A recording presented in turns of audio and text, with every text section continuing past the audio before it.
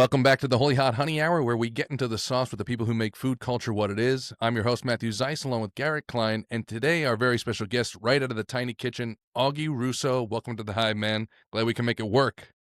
Thank you very much, guys, and thanks for being so patient while we figured out how to get the app to work on the I feel like machine. you were patient too, though. You could have Yeah, just said, screw it. I don't want to do this, absolutely. Yeah, I was gonna say you could have just could have been like, I don't want to deal with this and not try it again for sure. So we appreciate that. No, an hour to talk shop is always like that's a pleasure. That's a Cool. pleasure. We appreciate the time for Yeah, sure. man. It's a pleasure for us too. Now we're getting to do this and this industry. I keep getting corrected. This community, as Paul G said, it's so filled with craftsmen like yourself. Before my even first question that I had, do you consider yourself a craftsman? It's funny because I used that very word this morning talking to a buddy of mine. It feels more like a trade or craft as opposed to fine dining. This is not. It's not fussy. It's way more rustic. It's way more bumpy. It's one of the things I love most about making pizza. And actually, that was going to be one of my questions because you do have a more of a, I guess, stringent background in culinary with going to Johnson and Wales, working in a couple of upscale kitchens, also making pastries and stuff. Is that one of the things that does attract you to the pizza community and the art of making pizza? Is that it is so limitless and you're not bound? It's foundational. It's four things and you can be done, right? Water, salt, yeast, flour. And you could be done and make something amazing. You could tune it up. I do a lot of pizzas that are, maybe not all sizzle, no steak, that are very, hey, look at me on the toppings, right? I just did one with grapes and hog jowl bacon that I smoke here. That is a very pay attention to me combination of toppings, right? But then my favorite pie, the one that I suggest to folks who have not had the pizza before, is just the pizza marinara, and there's no place to hide on that pizza, and that's the Mhm. way I describe it. There's no place to hide. The dough better be on point. The sauce better be on point. So for me, something that has a range like that, I'm curious about that. Mm. You can do as much or as little as you want, as long as everything is fucking great, as long as everything is like I just changed up my dough recipe recently and I'm gonna unchange it. Changing it back or changing it to Changing it something else? back. Change it back, yeah. Nice. Changing it back. I'm not I can see there's less excitement Mm. Okay. from the diners, and not even just my own tasting, and from the staff. Yeah. It's I'm definitely changing it back. And was there a catalyst? Were you just kinda, like, messing around and you're like, "Oh, let me try and mess with something else," and it kinda didn't go the way you planned, or Yeah, what? I mean, there were a couple of little bits of reasoning. It's very expensive now with the tariffs, the flour. I guess I was a little like, "Well, fuck you, Mm, but fuck me because the flour is amazing. yeah. Whatever, it's worth $50 more a bag. It's worth it." And you know what's crazy is we were recently talking to an owner operators in Sweden, Opa Popas, and really cool dudes, and they were talking about how easy it is for them to obtain, like, Italian products, stuff that we are, like, clamoring over, and we're like, we have an Italian straight from Italy imported, and they're like, "Nobody really cares about that here because it's so close," but for us, it is a big effect on how much what we can get. 100%. And there are some things here that we do as well. My tomatoes are domestic. I think the whole fucking San Marzano thing is a bunch of horse shit. Yeah. They have the stronghold on dirt is absurd. California, the region where my tomatoes are grown, is another Mediterranean microclimate, and the shit that they grow is beautiful. It's incredible. I had a guest the other night on Friday poke his head back into the kitchen, say nice things about the pizza, but then he said, those tomatoes are Stanislaus. That's the company. To be able to pinpoint the exact, and I said, how the fuck would you know that? Hmm. It turns out that this guy was the like research and development guy and executive chef on the production facility at Stanislaus Okay. 9 years. So he could taste the product that he helped. Yeah, he helped basically engineer. And it's like it's like the pizza guy's tomato of choice. They have like a shit ton of options to choose from, but it's here in California. And if we can make it domestically, then I'll use that version. But I haven't found an analog for pecorino or for good Parmesan Mhm. for even, I'd rather have mozzarella that is here. The mozzarella pretty much sucks. Yeah. The mozzarella is very different over here. I will say, like, fresh mozzarella, of course, but, like, moisture mozzarella kinda stuff is very, I live in Sweden, and where it is, if you want to have the type of normal mozzarella that goes on pizza, your best option is to get Gouda cheese. It'll taste more similar to the mozzarella that we're familiar with in the States Right. than here. But fresh mozzarella here is fantastic, naturally. And, I have a friend I just met who his family has been importing Parmesan from Parma for like 30 years. And I was like, dude, I got to get some when you import it. He's like, yeah, absolutely. He goes, the only thing it's going to do is ruin other Parmesans for you, though. You know, Definitely. yeah. Definitely. So you started Tiny Kitchen during the pandemic. But prior to that, had you already made pizza and had some experience doing it? Yeah, but not my own pizza and not this style of pizza, certainly. I'd worked in right before the pandemic or through partway through the pandemic. I was still working as a video editor. So the 20 years or to before that, I was a video editor. Originally, as a youngster, my 20s, I worked in restaurants and pizzerias. Even as a kid, though, Italian family, we all cooked. All of my family cooked. I had to go to Johnson and Wales to be able to compete with my siblings who did not go to Johnson. Everybody in my family can cook. They can all cook. So, even as a kid, we would go cook shit with my grandmother or bake pizza with my grandmother or follow my mom around the kitchen or whatever it was. So that's always been a thing. I wouldn't say I was a skilled baker. It always intimidated the shit out of me. And, I have a very different relationship with the kind of dough that I make. And I think I also, pizza, the dough, even from the dough, it's less fussy. It's not a laminated dough that you're going to use to make croissants, where you know what I mean? It's much more, Way more versatile for sure. I mean, Because you can, forgiving. yeah, because you can have a little more hydration, a little less hydration, longer fermentation, less fermentation. When you're doing like a pastry and stuff like you were dealing with, everything is super time sensitive. I remember seeing one of the interviews you were talking about being inside of, a cooler. That was just doing wedding cakes. That was just wedding cakes. That wasn't like, I've never done like eclairs or Yeah, yeah. But I'm sure you were around it and you saw that whole like, we got to get this thing the right way. We got to do everything the exact way. We have to do it every way. It's way more with baking and like baking way more pastries and stuff. exacting. It's way more exacting. Yeah, It super really is. tactical. What I do, I feel like that, listen, I am very fastidious when I'm making the dough. I weigh everything. I use a spatula to get all of the water out because why else am I fucking weighing it?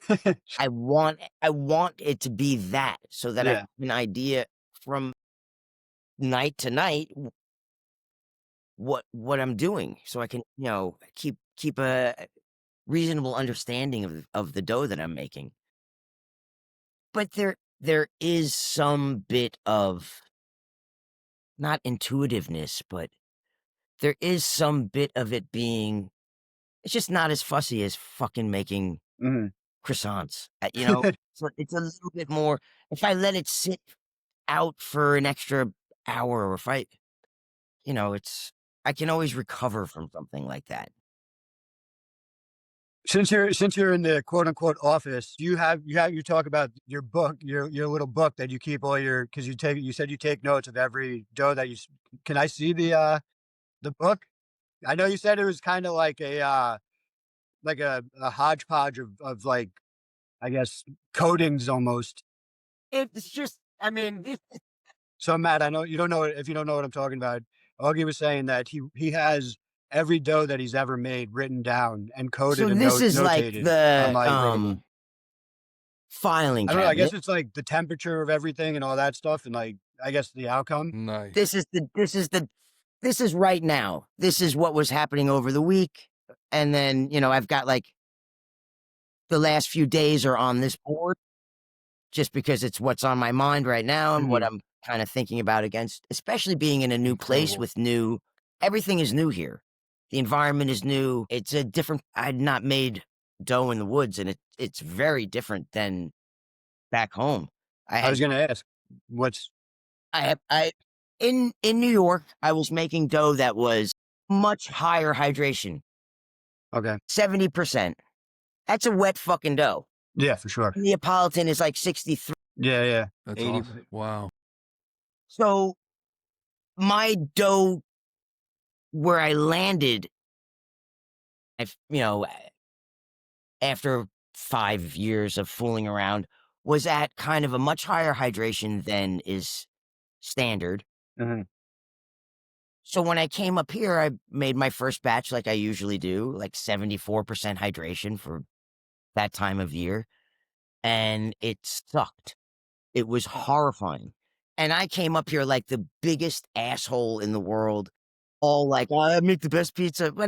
I don't say I make the best pizza. Yeah, yeah. But It was you like have the because you're confident in what you're making and what you're doing. I showed up with 6 ovens and all this gear and just like, I'm here to do the pizza thing. And the fucking pizza sucked for the first 2 weeks. It was embarrassing. Like I was mortified. And it didn't really the hydration wasn't the first thing that I addressed, but that was the thing that knocking that back. Now I'm down to 64%, I think. Is 64% Got a little down freeze. from like You got anywhere a freeze. between Yeah, 70 and 74%. And this dough feels like 70% hydration or higher. Mm. It's so weird to me. I think it's a combination of my kitchen is in and out, and All the springs and stuff around and all the moisture in the air. everything is wet. Everything is wet. And then there is, in the most beautiful way possible, all this decomposing organic material.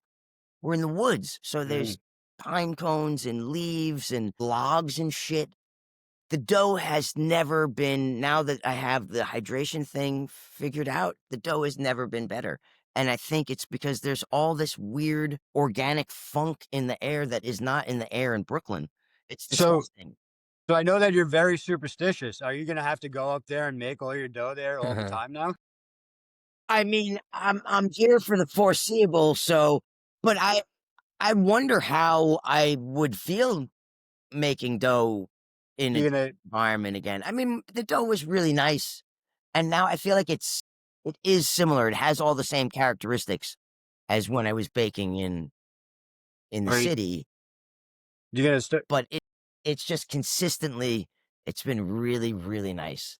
I was gonna say, you're gonna start collecting like pine cones and leaves and stuff and bring them home, and then you can just have like an area, an Maybe arboretum of sorts. maybe I do have a few acorns on my stupid little like you know, decorative altar-y thing in my apartment. I have a handful of I find them compelling acorns. It's a whole That's it. it's a whole tree inside of this teeny tiny little fucking thing, man. There's an entire it's like a microgreen. Yeah, yeah. Yeah, no, it's super cool for I sure. uh I was reading online. It says that mainly your kitchen experience, and you mentioned it yourself, started in your grandmother's kitchen. Is there parts of that that you take with you while you're cooking pizza these days? Things you learned? You froze, man. Yeah. Uh Take two. yeah, take two is were there things you learned in your grandmother's kitchen that you keep with you these days, even in your own kitchens that you're making? I was very young. Maybe my grandmother passed when I was in 10th grade, maybe. Okay. So I was very young. The things that I keep with me are the end results. You know what I mean? The dishes that she makes or made, a lot of them are things that I've reinterpreted for the pizza. Like the clam pie that I do is the linguine and clam sauce that I grew up eating during Lent and on Easter. You know what I mean? So those things, the mushroom pizza with the panko on top of it, it's her stuffed mushroom pizza in reverse, or her stuffed mushrooms in reverse. Yeah. Born from fire and sweetness, forged in flavor, fresh chilies, raw honey, real warmth, aged to perfection, balanced by nature, smooth, rich, and just enough heat to keep it holy. Holy Head Honey, divinely sweet, simply spicy. It sounds delicious, actually. It's a really, really nice one. And sometimes I have a friend who's a forager, and sometimes there will be like a ridiculously obscure foraged mushroom as the mushroom. But at a bare minimum, it's the Balducci's chef's mix or whatever it's called. Mm. Not just button mushrooms. Yeah, yeah. It's interesting. I like weird and interesting. What's going on, man? Yes, back under the little stand in the dish pit. Next to the sauce. I was kidding. Garrett introduced me to you when he had met you, and it was with the candy peppers. Where's the origin of the peppers? Because, I mean, they look delicious. I have yet to try one, but they look fantastic. They are fantastic. I have to make a batch. I haven't made a batch, certainly since I've been up here. I mean, the origin was kind of everybody was using that hot honey. Everybody. And I was making my own hot honey because I didn't want to use the same one that everybody was using. But mine didn't taste that much different from everybody. And I don't want to put on my pizza what everybody else has on their pizza. Right? I want it to be.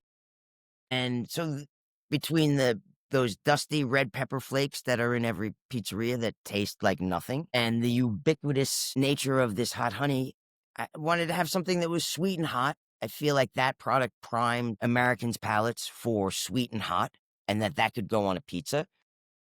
I wanted texture. You know what I mean? And I wanted something that was uniquely mine and different. That was not. That's why I do the preserved lemons. That's why I do the salted egg yolks. Shit that is, like a Zeppelin song. Like that's Jimmy Page. You know what I mean? Yeah, yeah, yeah. So, and I was at that point, my girlfriend that I was with at that point was a vegetarian. She would never have sausage and peppers. She would never be able to taste that. This has a vibe of sausage and peppers. It's fennel, which is a component of the sausage that I grew up on. Mm.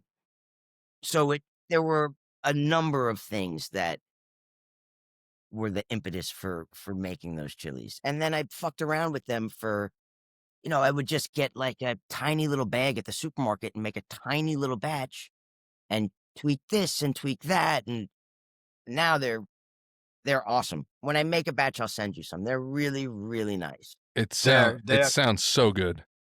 Yeah, they're so good.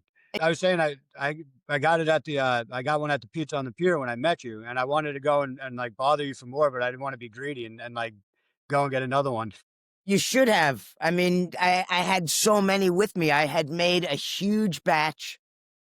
I think I had made Froze you. 45 or 50 pounds. I started with of raw chilies.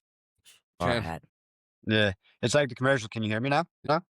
There you are. It allowed me to take a look at the DeFara hat, which I hadn't noticed until you froze in that exact position. Yeah. Oh, look at that. Yeah. Have you had DeFara? Of course. Yeah. Yeah. I mean, I try to eat other pizza as much as I can. I was gonna ask if that was one of my questions. How much pizza do you eat outside of? Because I saw in one of your videos, you're like, I love pizza. This is my 5th one.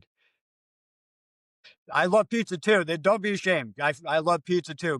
Matt and I go on pizza tours by ourselves. I I'm gonna do this, and I'm gonna try and talk my fiance into going to King Umberto's.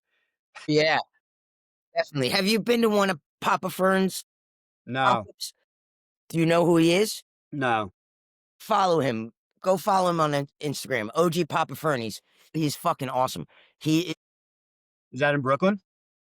he is a pop-up. So Oh, he's okay. all over the city, but he's like a King Umberto's guy. I think he's done a bunch of pop-ups there. He does a style of pizza that is so, and he is a super intuitive baker. Like, I watched him make a batch of dough once where he had miscalculated something and he just like kind of by feel added more flour, I think it was, to bring it back to where it needed to be. Whereas I'm so nervous. I would have thrown that batch out and started over. But he's so in tune with, but I think he grew up in a pizzeria. His father was a pizza maker in Argentina. He has I think a more intuitive relationship with Yeah, it. yeah, That's nice. yeah. He's groovy. His pizza's fantastic. If you get a chance to eat this guy's pizza, I'd not heard of Argentinian style before, and that's another thing about pizza that I love right now is the spotlight on all these different regional styles of pizza. That I don't know if that's a function of the internet that we're able to see them now, or I think so. Yeah. I think it makes people interested, and then those people start going to those places to try those pizzas. I mean, it is a great culture for sharing, for sure, for better or worse. for 100%. I have found it to be one of the most generous communities of people Yeah.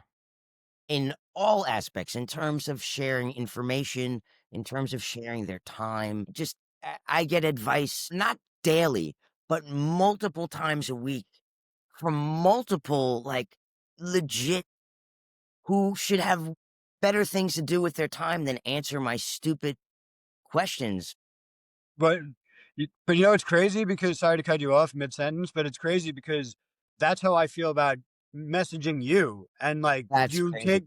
taking the time out to talk to me and Matt. I'm like, That's why do you want like? I mean, yeah, I'm in the like, yeah, I own a pizzeria and stuff, and like like my pizza is answer all my like own DMs. I chat with like. people. Awesome. Anybody that's interested in pizza. I'm not I bake in the street.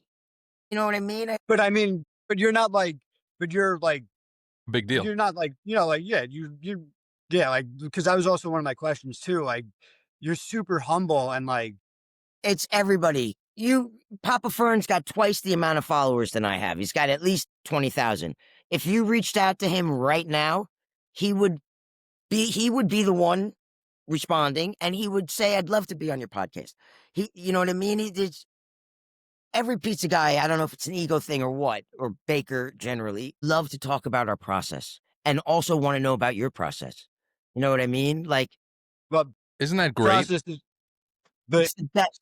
It's the yeah, best. yeah, for sure. And that's why I think this whole the community is so loving and so connected because it's not an ego thing. It's we all do this and like, yeah, we make money out of it and it's our livelihood. But like, I love pizza.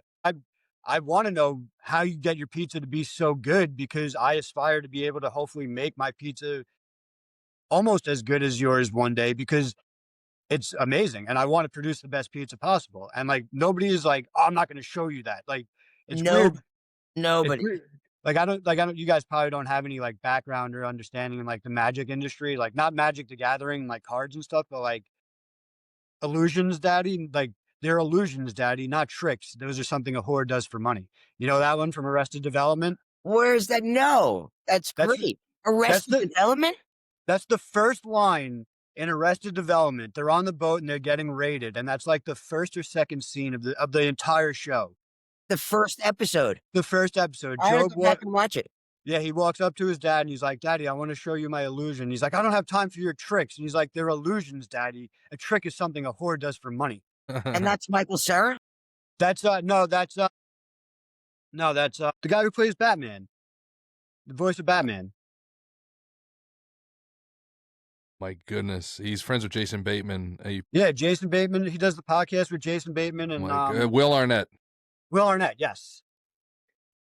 Yeah, he's a My magician. God. Yes, You he's a know, magician. He's married to the sister. Is that right?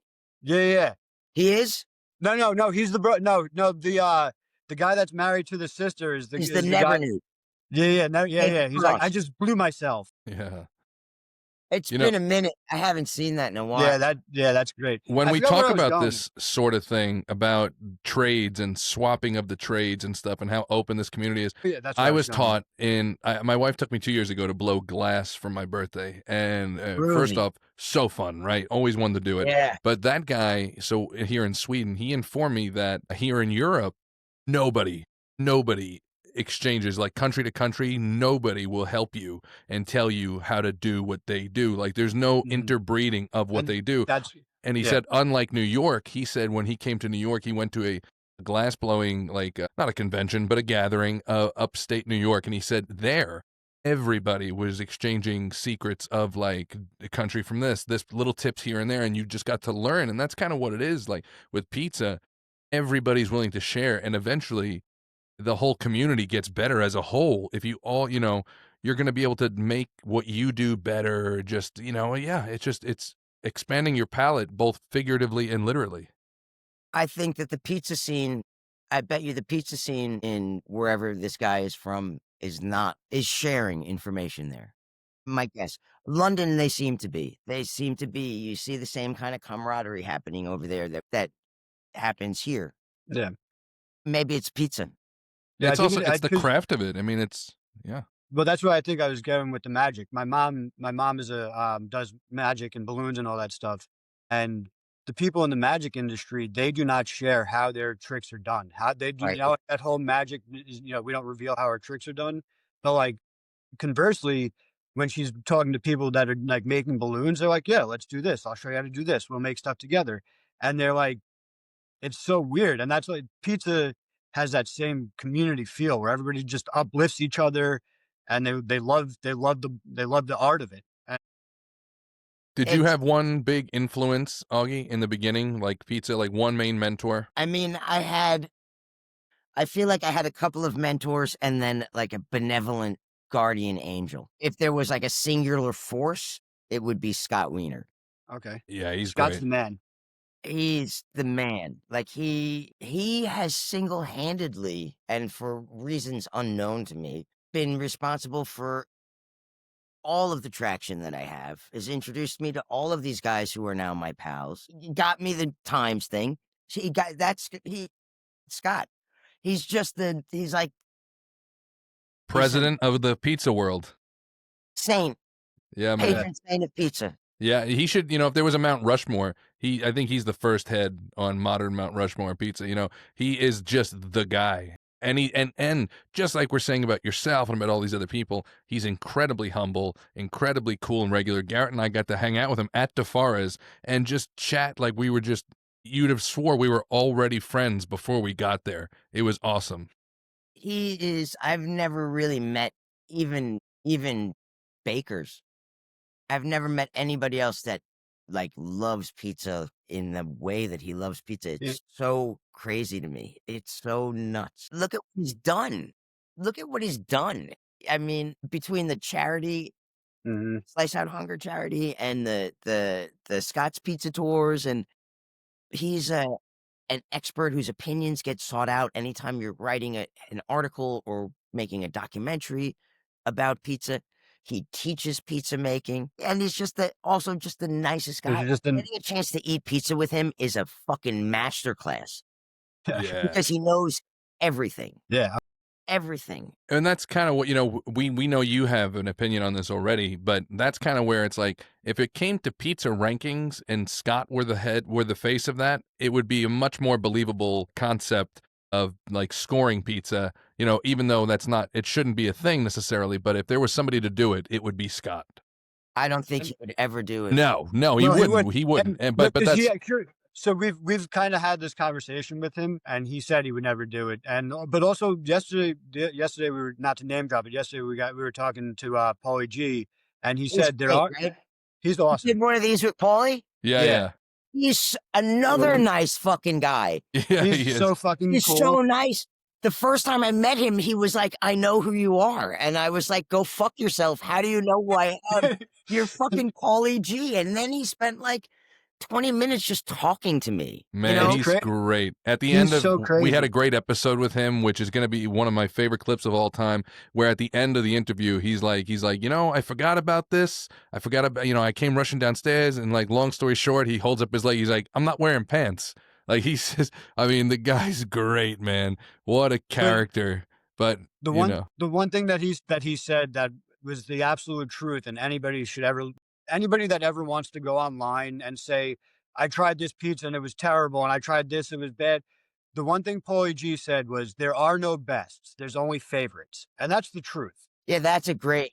I like that. Like, That's great. like that made so much sense. Cause we asked him, like, what's your favorite, or what do you think the best slice is, or whatever. He said, there are no bests, there's only favorites. And it's true.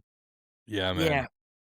Yeah, Like I think I like that. That's a nice distinction. And you have become now this, I mean, your name is so throughout the community. And in the beginning of all of this, I've seen it, through the research of it. It's just that there are multiple accounts of you saying that you weren't great at anything before pizza. I mean, Yeah. that can't be true, first off. But second off, what do you think it is then about pizza that made you great? I think one, it's when I was cooking for other people as a young kid trying to come up and be a chef. I was cooking somebody else's menu, and I was in the kitchen, which is what I wanted. You know what I mean? I was like a little punk asshole, and I didn't want to see the people eating, the eaters, and so I had no real attachment to it. You know what I mean? No love for it. It was a job. I enjoyed the job, and I was a workhorse, and I was young enough that I could work like a fucking mule, which was also kind of fun. When I started editing, I was okay. I would get hired, and I think a lot of it is because I'm easy to work with, and I'm flexible and that kind of shit, because I'm not the greatest fucking editor. I'm not. Where'd your But experience in editing come from? Like just throughout the labor of the work itself? Power up your pizza, boost your chicken, upgrade your charcuterie board. Fresh chilies and real honey combined for ultimate flavor mode. One taste and boom, you're in the sweet spot. Holy hot honey, divinely sweet, sinfully spicy. yeah, I moved to Florida and had an editing company with my younger brother. Okay. So over the course of the 10 years that we worked together, he's a phenomenal editor, phenomenal, great filmmaker. So I was lucky to be able to pick up information from him. I don't have my brain doesn't work like that on purpose. I have to like really screw my fucking head on to think like that. And I still am playing catch up with filmmakers that can look at a scene on paper and understand what they need to, in terms of coverage, to tell that story. It's just not my thing. And I watch a lot of TV. I should know how to do that based on the amount of fucking television that I've watched in my life, but it still eludes me. And I've worked with people who are phenomenal filmmakers that can do that. They can look at something and break it down. I was just talking about a friend of mine the other day. She's a documentary filmmaker, and I was cutting a trailer for her, and she had a paper edit, a piece of paper with all the shots and how long and when to cut. And I looked at it and I was like, Sam, this is never going to work. This is terrible. You're going to be miserable. Let's just do it. And so we cut this thing together, and it was fucking awesome. It was awesome. It was dramatic. It was, you know what I mean? So you still edit? No, this was years ago. No. Okay, I'm sorry. I thought never you said edit another fucking thing in my life. I never ever want to do it again. It was not fun for me. It's It tedious. was a It's lot so of stress for nothing. yeah. The stakes are so low. I Yeah, mean, yeah. who gives a shit if somebody buys a new pair of sneakers? It's ridiculous. Yeah, It's so inconsequential. editing. And did you, when you said you were doing it 20 years, was it always digital or were you on analog at the time? I mean, when I first started, film was still it was at the tail end of it being viable. Yeah. And there were some tangibles still. I mean, there were beta, we would finish to beta or whatever. now everything is completely invisible. Yeah. But we shot a lot of film when I first started. I Yeah. never cut on a Steenbeck or whatever it is. Sure. I've never cut like that. I've That always seems so crazy to me. When I think about that, you know, I've worked with a lot of filmmakers myself as an assistant doing this or that and the other thing. And, you know, I can edit digitally now, but it's like to think about when editing was film taped together and then yeah. if it, like, can you imagine how irritating that was when someone came forward and like, oh, we didn't really care for that edit. Can you make an adjustment here? Like, now it's 2 seconds on the computer. Then, I mean, what? That's It's definitely the flexibility of it's non-destructive or whatever the word is. You can constantly revise, which is also part of the poison. You know what I mean? now because of that though with pizza, you said that's the same thing that you like about dough is that you can constantly make revisions and improv. I mean, my recipe is different from day to day. It just is, and that's why it's written down. Even if some of it is similar, that it's different from day to day. I don't know what the temperature is, the difference between and especially now that I'm baking outside again, so the temperature is incredibly important. Although now it's so cold that I have to figure out a different. I think I'm gonna have to keep my dough in the bar. I think I'm not sure. Yeah, once it gets cold out, then it's gonna be I mean, it was 49 degrees last night. yeah. In Well, how cold is it gonna? It's gonna get crazy cold up there, right? It's gonna get down to 20s. Yeah, single digits for sure. It was 30 something, but in front of the oven, it was 49. That's still fucking cold. that's terrible. Yeah, that's hard. Yeah, how's that affect the bake? Terribly. It affects the pizza terribly. I How can do you imagine. get a hot pizza out? How do you get a That- hot pizza to a table by the time I finish? And I'm an asshole Mm. because Yeah, you do a lot of post toppings. I don't want to cut you off. no, that's exactly right. Exactly right. I'm reaching for 10 different things before I even cut the pizza. And unfortunately, the internal heat. People don't understand this. Like the internal heat when you cook a pie at that time. I don't know. I'm not sure what exactly temperature you cook at, but the heat doesn't stay that long in those high temp cooks. The pizza is thin as a tissue. You take that out, and it's cold in a cold environment. It's cold in a minute.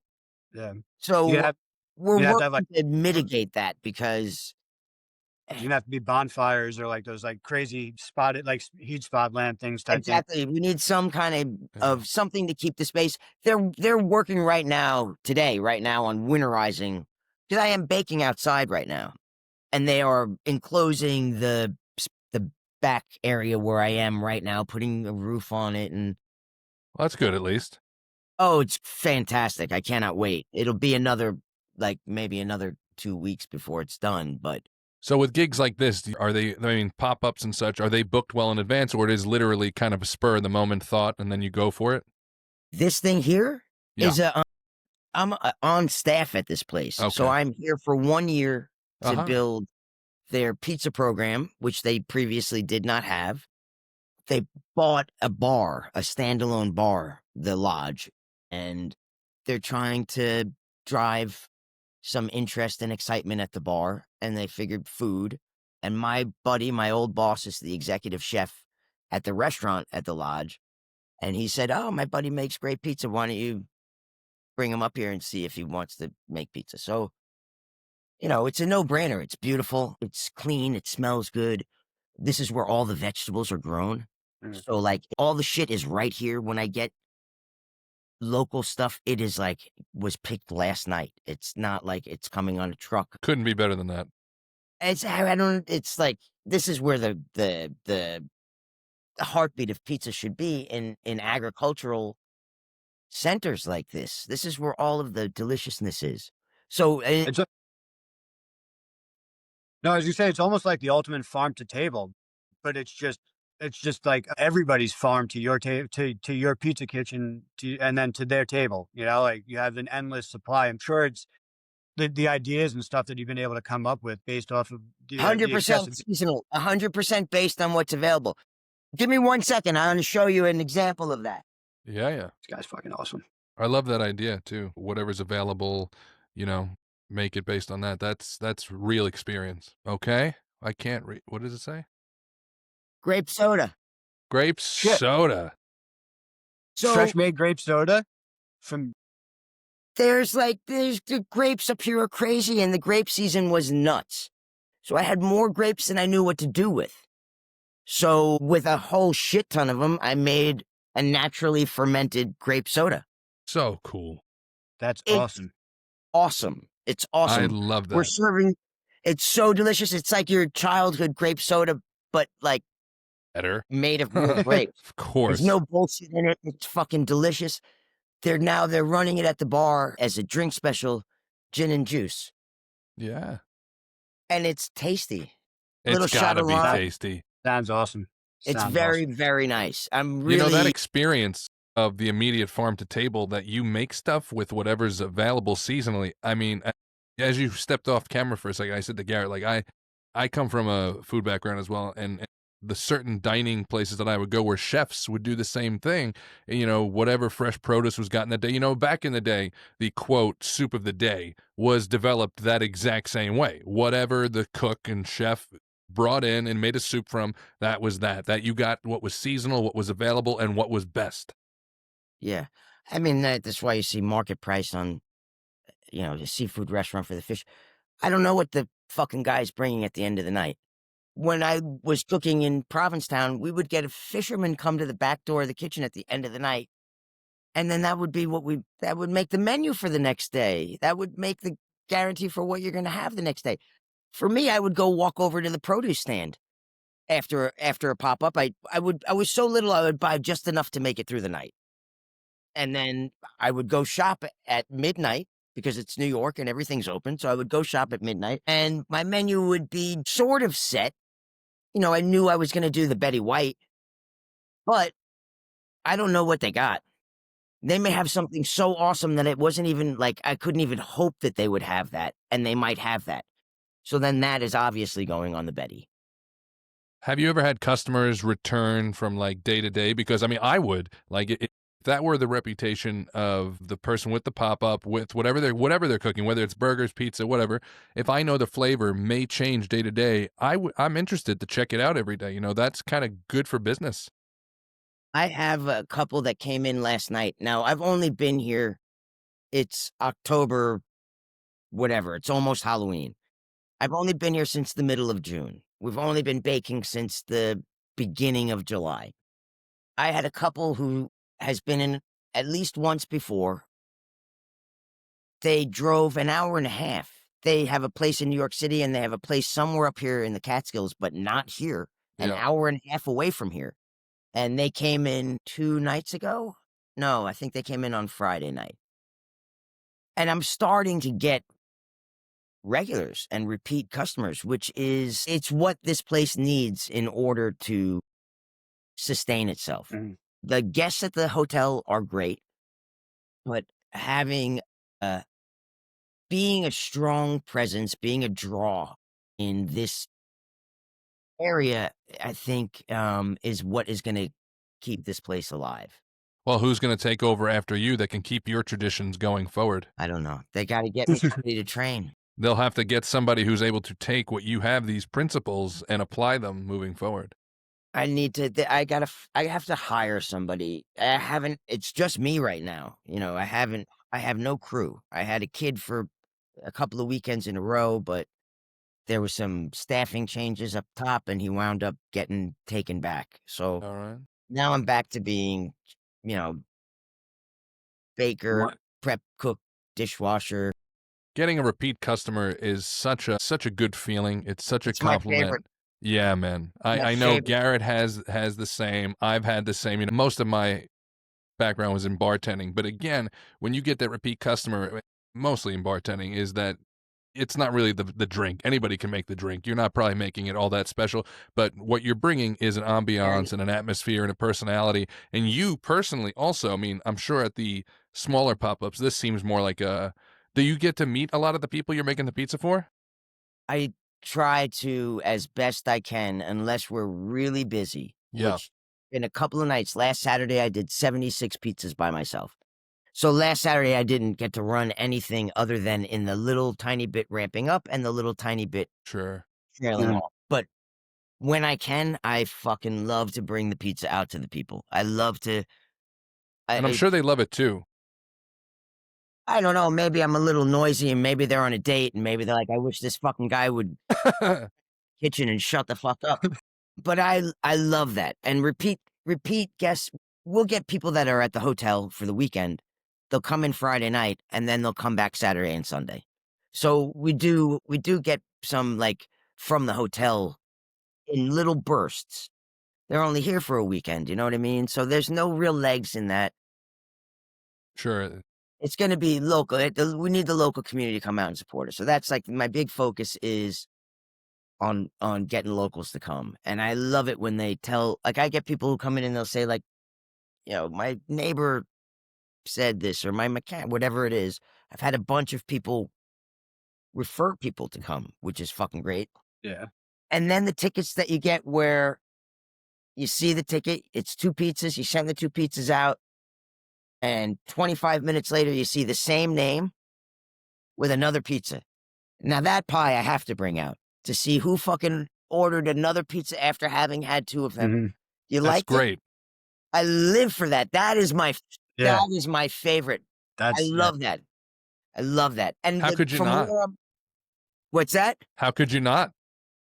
It's such a feeling of like I just get this feeling of gratitude. Yeah. You know what I mean? Like I can't even believe it. Thank you for getting the pizza. it's you know, all that hard work that you put into it. It's the culmination of all that hard work, and like it paid off in that moment of them in pure enjoyment of it, and then so much so that they're like, I need "Get me another more, one. Let me get try me another more, one. let me have another one," you know, and it's such a gratifying feeling when you get a good review, when you get a return customer, or when you get like when we have people sit in the store. We're a traditional slice shop, right? So when we have somebody sit in the store, they eat a slice and they get up and they're like, "That was a good slice. Let me get another one." And I'm like, "Oh, thank Exactly. you so." I'm like, you know, I'm like, that means so much to us. Like it does, and it really does. It like because they could eat anywhere. They can have, you know, like there's so many spots, but like they stay, they eat, and they enjoy it. And they're like, I didn't realize it was going to be that good. I'm hungry for a second slice. And you're like, they came in hungry, and I made them hungry for more food. That's good. They, you know, like they enjoyed it, and it's like it's such a great feeling. 100%. It's I'm still in awe of the fact that strangers want to pay money for my food. Like that is just the weirdest thing ever to me. You know, I mean, now like, you're a sought after commodity, man. I mean, you are. There's no denying it. So it's a compliment to what you do. I saw online that you call your pizza Neapolitan-ish. Neapolitan-ish. What's the ish? Because it's not Neapolitan. Look at even when I get close to the standard hydration level, it's not the same. It's There's a so I don't want to step on your toes. Maybe I might. There's a very rigidity in what a Neapolitan is as far as like what goes on it, the size, the structure, all these things that go onto it. But then it transforms when Augie puts his magical hands and his mastery know is that work. it would be thought of as magical hands in Naples. I think that they would chase me out of town. You know, this is not the pizza that But that's I that put all the wrong shit on my pizza. For Halloween, I'm going to do severed finger hot dogs. nice. I Right. can't Dude, wait that's to see gonna. that. I look forward to that picture, man. It's going to be, I love a hot dog on a pizza. I love a hot dog on a pizza. It fucking tastes good. And so does I'm. pineapple. Pineapple tastes I love good. pineapple on pizza. I I do. don't put it with tomato sauce because to me that skeeves me. Yeah, that's weird. Yeah, you can't But put a it with white pie with pineapple and really good ham. And my pineapple is not out of a can. My pineapple is cooked with chilies and tequila and then Yum. dehydrated and then pulverized into a little sprinkly fucking. That sounds fantastic. It's That sounds really amazing. nice, but you know what? It's still fucking pineapple. That is Yeah. a Hawaiian pizza. Crafted from raw honey and fresh chilies, a balance of sweet and subtle warmth, aged with care to deepen every note, paired with cheeses and charcuterie, glaze across golden fried chicken, drizzle over wood-fired pizza, a touch transforms everything. Holy hot honey, divinely sweet, sinfully spicy. Sure. I've had a lot of people A lot of people when I was on Long Island still, and a lot of people would be like, "Oh, you like pineapple on your pizza? You must not be Italian." It's like, well, I'm not. But in addition to that, you don't have to be. It's just a flavor, and it's delicious. You can like one or the other, and that's a question I ask everybody. Do you ever find yourself still touching like a Domino's or a Pizza Hut or Papa John's, or I've is that never ever eaten a Pizza Hut in my life. I have wow? never eaten Pizza Hut. Not Domino's either. I worked for Domino's as a delivery kid when I Okay, was in high school for a second. It was okay, very short-lived, and no, I never all eat right, that. all It's right. garbage. I'd rather be hungry or eat a candy bar or a bag of peanuts. That is the most disgusting. It is not pizza. CC's, all that shit.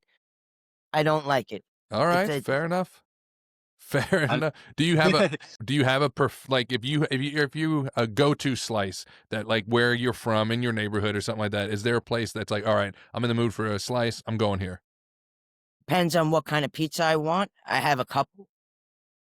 I would go to Frank Pinello's Best Pizza, the OG spot I on I'm trying to Havenline. get there. It I'm trying is to get there. fucking amazing. I went on the pizza tour with Scott, and I tried to talk him into going there, and he's like, "I don't know if that's on the route." And I'm like, all right." Just you go in and see for yourself. His oven is amazing. He pulls his own mozzarella. There's fresh basil on every slice. His white pie with the caramelized onions is literally like mythological. It's fucking awesome. Everything about it. The lawn chairs out in front, the way the signage is, and Frank. He is like a proprietor. You know what I mean? That's He is, important. and he's another super nice, generous dude. So I actually was gonna reach out to him, but I never met him before, so I feel weird reaching out to people I've never actually, like, met. I mean, you could give him a shot. I know that he's like about to start He's all over the place November. too. He's about to start shooting again, I think, very soon. And he just had a baby. He's, So I won't he's bother him, yeah. Busy life. But so that's he's for got one a lot style of going on. pizza. Where do you go for Neapolitan? Yeah. I mean, if you can get on the list, you go to Una Pizzeria Napolitana, but I've it's a heard. 6-month waiting list. I got a friend, Mike Boncali. He's got a place called Salsa. He's got two. One is in Greenpoint. That's the original one he had three, one in Bed-Stuy, but the place in Greenpoint, and then he's got one in Regal Park, I think. His pizza's fucking incredible. Beautiful, beautiful Neapolitan style pizza. Really excellent. And he's from Naples. He's a lunatic. And he's somebody who I think started out in the more rigid traditional camp of pizza. And now he has on his menu an al pastor pizza. So that evolution of a guy from Naples, the birthplace of pizza, and strict rules. He That's made awesome. originally when I first met him, that's what he was making, and he still makes that pizza, and he makes some Neapolitan street food stuff. But he is open enough to be flexible and put something delicious on that fucking pizza. Mhm. It's also what you have, what is in your neighborhood, what is influencing him here in this new environment that he's in New York City, that he is able to then fold into this more traditional perspective that he started out with. And Mm. it's amazing pizza. It's a really great pizza. He's paired up with, I forget the name of the place, but they do the al pastor. It's like a little collab kind of thing. I think he's still doing it. That he might have started making his own. And then for Roman style pizza, I love impasto. I mean, you can go any one of my stupid interviews or the show. These are the two guys I say. The show I didn't say best because Frank was the host of the show, Yeah. but it's Pinello, it's Boncale, and it's Impasto for Roman style pizza. This All guy right. Luca, he fucking genius too, and also a sweet, nice man, like the nicest guy you could imagine. Just very helpful. Let me fuck around in his dough room and ask him dumb questions and bother him and ask him how to use the mixer. And what the fucking fuck, man? Really? Like, I knew so little. Yeah, but I mean, Assholes are all so nice.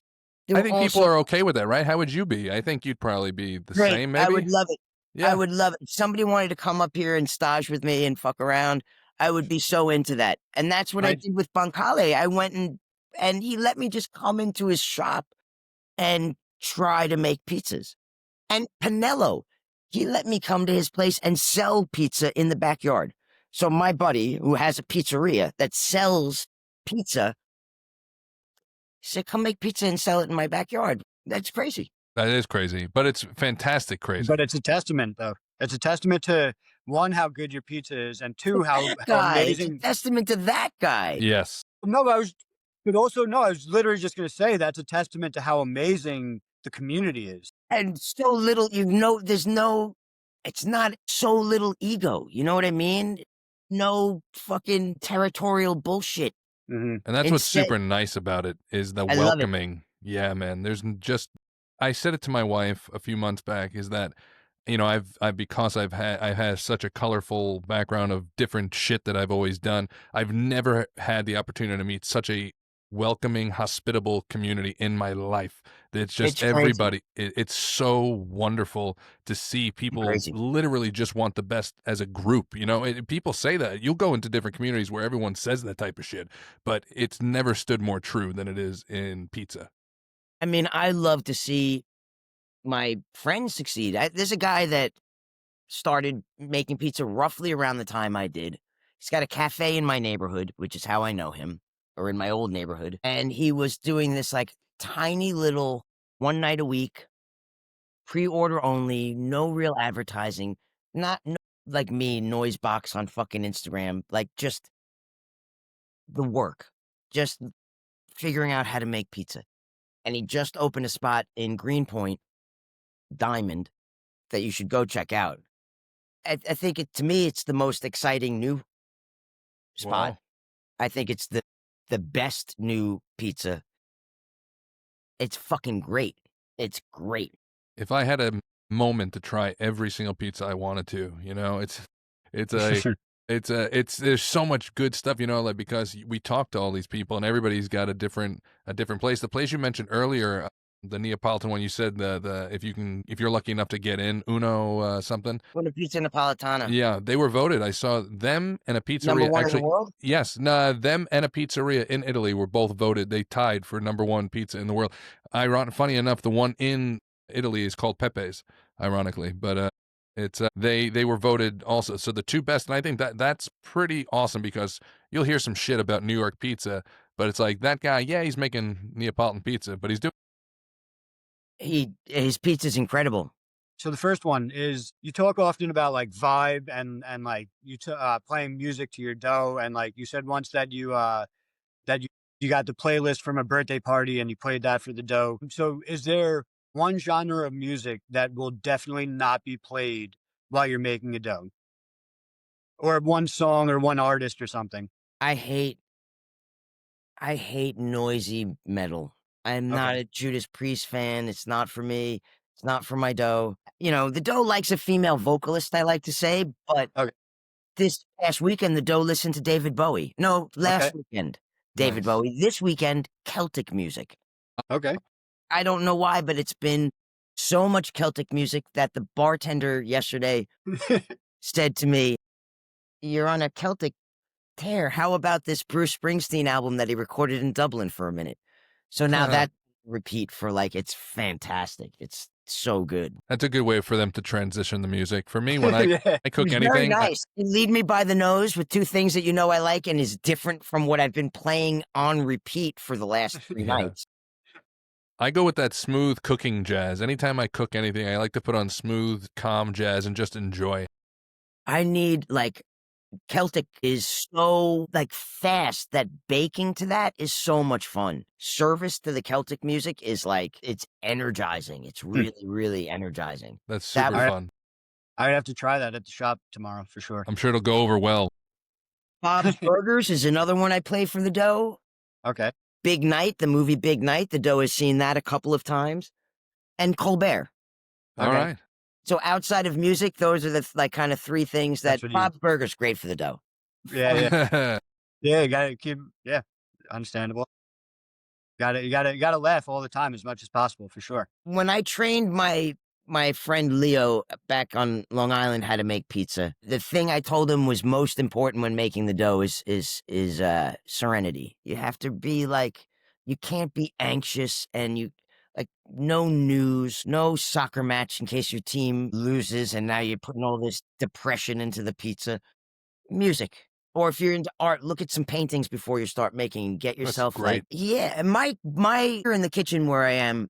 This half of the kitchen is my office, basically. And across from me, what you don't see is just a collection of cookbooks, like every chef has. But then I have like books that just make me happy and reset my brain. So books about street art, or there's a photographer, or I've got a bunch of graphic novels. So something that I can look at that gives me like a different kind of, I get Mm. to see a different kind of creativity. And also sometimes when you stop like just dwelling on the thing that you're doing, you get kind of a good idea on how to do it better or differently or what to, you know what I mean? Like I was trying to come up with a name for the grape pizza. And for like 2 weeks, I kept changing. I couldn't find anything that was good. And then all of a sudden I was like, I did some other shit and checked out with some other fucking art for a minute. And then I was like, grape expectations. Awesome. What is wrong with me that was not the first fucking thing? Grape expectations. It's so dumb and so good. No, that's great. It's That's great. fantastic. It's great. You're Makes me talking to look two like a people. literary person. I don't even Yes. know if I read Great Expectations. I like Stephen King and John Irving. You know what I mean? I am a basic bitch. I like the movie Fletch. That's, Great movie. I freaking love Fletch. me too. It's a great movie. I don't want to work so hard to be entertained. Dude, You but know, great it's- expectations. Fucking That's so beautiful. good. That's beautiful. That's I good. love wordplay, man. That's so fun. Me too. And I try to have that in my titles, like the Miss Betty White. It's a white pizza, but it's a vegetarian pizza because Betty White was Yeah. like an animal Yes, she was. person. Hmm. Yeah, I that's try to have great. the names be kind of relevant to something, and I all Yeah. the love that. pizzas are inspired by people. You know, I love the art escape, though. I think that's very important for people who don't necessarily understand creativity and art itself, because what you're doing is no doubt art. And to escape into different appreciations of other people's art is it's a very smart move. Very smart, because other art can inspire you if you're in the definitely right state of mind. 100%. That's what the music is about. That's what the music is about. You know what I mean? It's like get to I get to absorb this other form of expression. And while I'm making dough, I don't have the hands to go flipping through a book. You know Yeah, what I yeah. mean? It's sonically coming at me. It's going into the fucking dough. I move differently. So I am manipulating the dough differently. You know what I mean? It just feels Smart. like I don't know that the dough speaks English. I know it's not a person.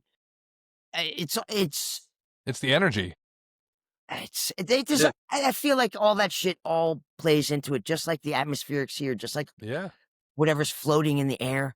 This kitchen is full of like beautiful ghosts. It was 3 generations of this family, the Combi family, this German American family, ran this as an inn since the 30s, and this kitchen was the heartbeat of their fucking operation.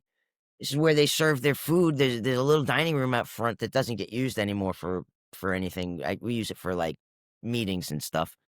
But this kitchen was alive with activity and a family producing beautiful, beautiful food in the Catskills for their guests for 100 years. They Mm. still live here. The guy Ralph Yeah. still lives here. He lives right around the corner. He's here all the time. I saw him this morning. We were bullshitting this morning. So That's great. it's But the It's love awesome. the love has been in that kitchen for years, and now that you're big on energy and everything, and I think that because the energy, that it feels your positive energy, and I think it's allowing magic to continue to happen, and I think that's part of the whole vibe, I aura. think I got it right in here. I really do. I think I got it right because he and his wife come over and they feel happy and they That's let great. they are my biggest regulars. They might come 2 out of 3 nights because we're only That's open 3 beautiful. nights. Mm. You know, it's they're awesome. They're awesome. That's super cool. That's a So, truly beautiful thing. Another question for you. So my brother's a tattoo artist, right? So he's very very adamant that he does not use a gun. He uses a tattoo machine, right? The tattoo artists, they use a tattoo machine, right? So are you similar when people say that their pie is cooking and you say no, it's baking? You know what? I would never correct somebody like that. Not but like not That would correct give them, the but like idea. yeah. But when I speak about it, I do say baking because I make a distinction because I do a lot of cooking. Hmm. I do cook or roast or braise. Yeah. Those terms are drilled into your head as a cook Hmm. because they mean different things. Yeah. So you are hopefully trained well enough to accurately describe what you're doing so that Gotcha. Got if you're teaching somebody, they get it, or if you're learning from somebody, you understand what they're expecting. So mhm. I do say I'm baking when I'm baking. Um, but, and I say I'm cooking when I'm here, whatever I'm toasting the fucking panko or whatever it is. That is, I draw a distinction, but I would never in a million years ever correct another person, another pizzaiolo, or a guest. Mhm. I No, don't because give the a shit. terminology Yeah, yeah. doesn't need to affect the conversation of someone with less experience, I suppose. We're having fun. We're here to have Yeah, like fun. I'm I not wouldn't here to. I wasn't saying necessarily like be like, oh, it's baked, but like I don't like because a lot of other people that we would talk to say, you know, the pie is baking, it's baking, and like that's the common way for it to be referred to as. Sure, So it I just is. wasn't sure It is. It's if like a inside you're motorcycle like, guy saying I ride, I don't drive. yeah, like Sure. because like Yeah. my brother isn't going to tell somebody, you know, it's not a machine, you know, it's not a gun, it's a machine, but inside he's like, it's a freaking machine, you know, it's a tattoo. I mean, that's a, not to say loaded, what a stupid idiot I am. But, it's a lot less violent sounding to call it a machine. That's true too. Very Yeah, true. that's true too. Yeah. I don't know if that's why the distinction is made, but that to me, Maybe, yeah, I didn't even really think about it that way. Smart idea. Smart idea. Garrett, are you good? Because I think we're. I think the only other question I had was, what was the weirdest pop-up that you've been asked to, aside from, you know, a pop-up in, you know, somebody who's making pizza in the front, and you're making pizza, you know, pizza in the front, pizza in the back. It's like, you know, the best mullet in the world. That's nice.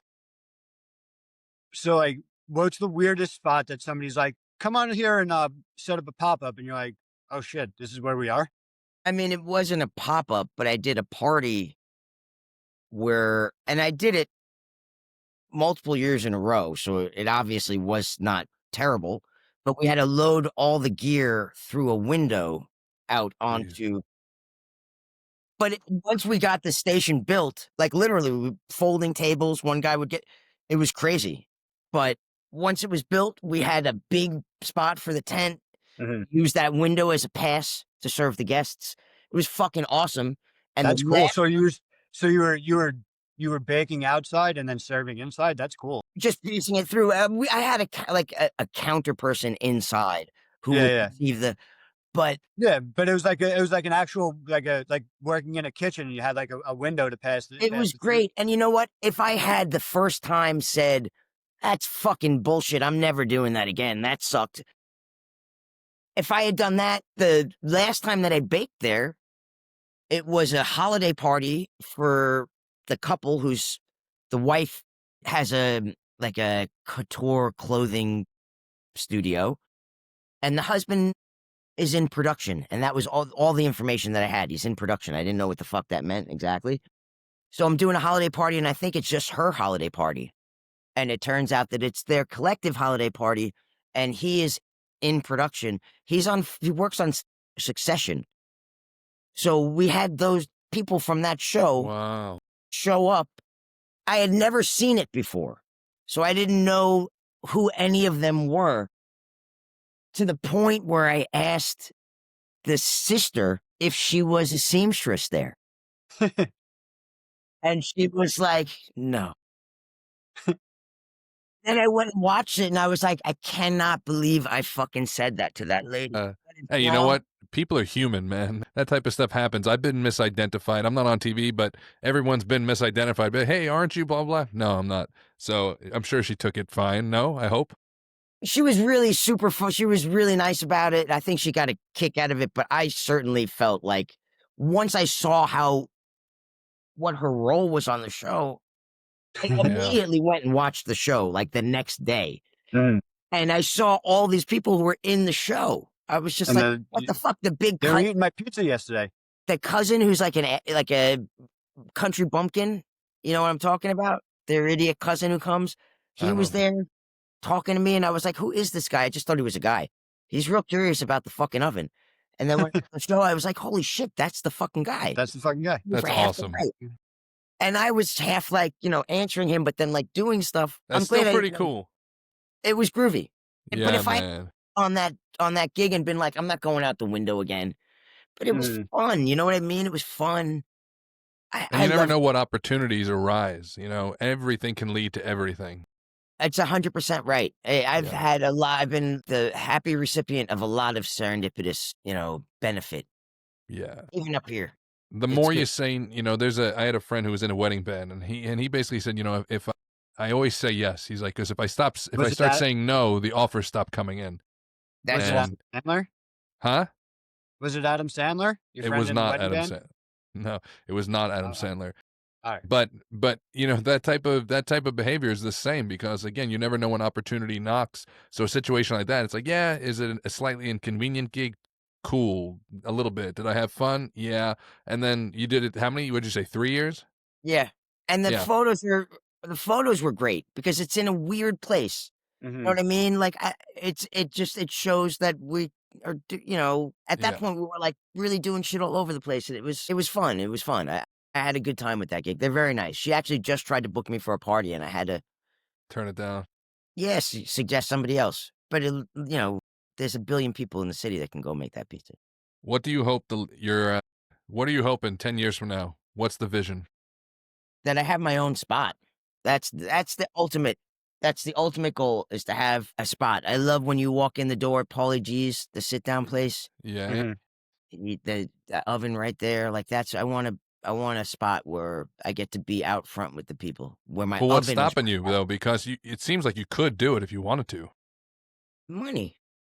Well, yeah, but it's not that's not the obvious. That's what stopped me. I don't have the money. I don't have money. I'm never gonna get a loan. No bank is gonna give me a loan to open a fucking pizzeria. See, that's mind blowing. You want to come to Long Island? You can show me your ways, and we can blow up over here. Why? Pizzeria? You have a shop? I have a shop. I know you hate Long Island. I know when you talked about. No, I don't hate Long Island. I hated it. It's all right. Long Island, the traffic sucks. There are some places that are great though, like Cold Spring Harbor's cute. The old town of Roslin's cute. Fucking Huntington is a nice town. There's some shit. Yeah, Huntington's a nice town. Yeah, I'm in Levittown though, not in one of the. I don't know if you're familiar with Levittown. I mean, a little bit. A lot of my friends lived in Levitt houses in Roslyn growing up. Okay. Levittown's Billy Joel's original home. Just side tangent, but it's not that was putting you on the spot to say the answer of money. It's just I feel like not just for me, but for a lot of people, that would be mind blowing, considering how known you are as this, in the community. The fact that that's the answer is actually a little shocking, because I feel like most people would back you in a second, knowing the type of traffic that you would pull in. I've had so many conversations with potential investors, and it just never goes anywhere. It's always vapor. Yeah, that's life, right? My ship will come in. I'm waiting for my handsome millionaire. I'm not handsome or a millionaire, but I'm that offer, honestly, 100% would stand. I got to come out there and see your shop. Yeah, I mean, I got to come out there and see your shop. I'm going to be downstate at some point in the next month, I think. I need a little recharge. I need to get down there, and I need to do a little recce. I need to eat some fucking Chinese food.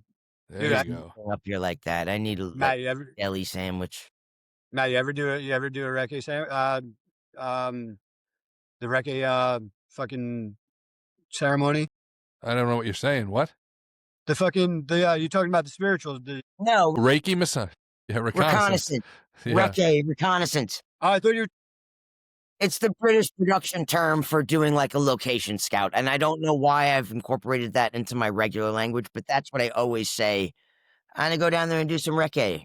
Yeah. Oh, I thought it was the I thought it was that like the Indian shaman thing where Reiki massage. I had it once, and it was no, they shoot terrible. that fucking I like don't do prickly any of fucking. that. I don't do energy manipulation. I don't do any of that stuff. I had it done. Some person I knew, they insisted they did it. I fell asleep because there's no touching really. It's just all energy. And I fell asleep, and she's like, "Oh, you were so at Energy. peace." I'm What like, does "Yeah, that because I mean? was asleep."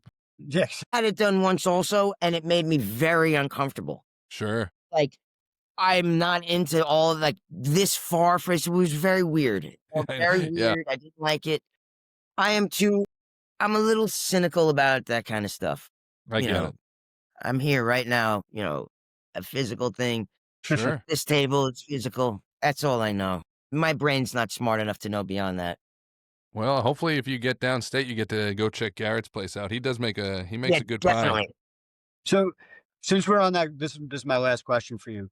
What is playing on the radio or the TV at a brick and mortar, the tiny pizza kitchen? For the customers, that is obviously. For Like, the customers, it's everything that's for the customers is for me. The pizza that I make for the customers is pizza that I love, yeah. flavors that I love. It would be the music that I love. Yeah. Everything, and I listen to everything from punk to banjo music to Celtic music. I love country. I love Dolly Parton. I love fucking Nice. Springsteen. There would be Mhm. endless Springsteen. Endless Springsteen. You gonna go see the movie? That's I was just talking about that this morning. Yeah, I guess so. He was on set like almost every day. Yeah, I know. It So looked pretty cool. I love him. I don't care. I just as much of him as I can get. Like right Yeah. now on my phone, it's Springsteen. Oh, actually, right now on my phone, I switched back to Celtic music when I got this morning. You got to get somebody to make you a remix of Even Springsteen put it on Celtic. headphones so nobody would hear me and be like, "Are you still listening to that fucking record?" I am. Well, man, really appreciate you being on, chatting with us, and not just now, but trying the other day too. And if that didn't work, and you making sure that it happened. I know Garrett's met you. I hope to meet you in the future, and hope you have a great time where you are right now in the middle of the woods, in the middle of nowhere. That's a great place to absorb some beautiful energy. It's really nice. It's really, really nice. It is. It's beautiful Yeah. up here. But Yeah, I hope we so run into each other in the city. me too, man. So with that in mind, that is a wrap for this episode of the Holy Hot Honey Hour. Big thanks to Auggie Russo for bringing the flavor in the fire. If you liked what you heard, follow us, like us, share it with someone who knows their way around a good pie. I'm Matthew Zeiss with Garrett Klein, and until next time, stay hungry, stay humble, and never go too long without a